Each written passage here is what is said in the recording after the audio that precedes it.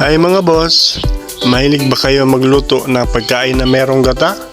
Tara, magluluto tayo ngayon at samahan niyo ko sa ilang minuto para magluto ng chicken feet na merong kakang gata. Napakasarap nito guys at napakasulit. Sa presyong 150 pesos o 10 dirham lang, makakapagluto ka na ng napakasulit, napakasarap na chicken wings. Tara, samahan niyo ko sa ilang minuto. Simulan natin sa pagpapakulo ng ating chicken feet.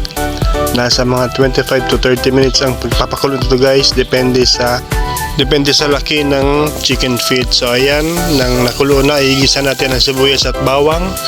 At ayan, mekos-mekos lang hanggang mag-golden brown siya. At maya-maya ay susunod natin yung ating chicken feet. So ayan na guys, ating chicken feet. Diretso natin lagyan ng kakang gata na kokomama. Kung walang kokomama, pwede kayo bibili sa palengke. At nilagay din natin yung ating chicken stock sa yung pinagpakuluan. Nilagyan natin ng 3 kutsarang oyster sauce. Nilagyan natin ng turmeric. At ang twist nito guys is nilagyan natin ng gisantes. So hayaan mo natin siyang kumulo at isunod natin yung ating ibang condiments, yung mushroom at bell peppers na green. So ayan na guys, napakasarap nito at napakayami at kakaiba sa mga luto. Merong iba na luto itong prito, adobo, or nilagay ko to sa pansit minsan. Ito naman nilagyan ko ng gata na merong capsicum at gisantes at mushroom. So ayan guys, kakaiba kasi meron siyang gata at nakakapanibago yung ating luto.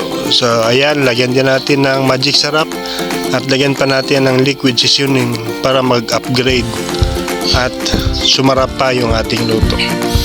So kung umabot ka sa parting ito, please like, comment, and share this video guys, at mag-send ka rin ng location ng inyong lugar para ma-shoutout kita sa aking susunod na video. So ayan na guys, napakasarap ng ating luto ngayon. Chicken feet na kakaiba with gisantes, mushroom, capsicum, and coconut milk or gata. So thank you so much for watching mga idol, mga boss. Please like, comment, share, and subscribe my video guys. Maraming salamat. Hanggang sa susunod na ating mga video. Ingat lagi. At kung umabot ka pa sa parting ito guys, maraming salamat sa panonood. Naway na-entertain ko kayo at nasarapan kayo sa aking luto ngayon. Naway lutuin nyo rin to para masarapan kayo at matry nyo. Maraming salamat guys. Bye bye. Ingat.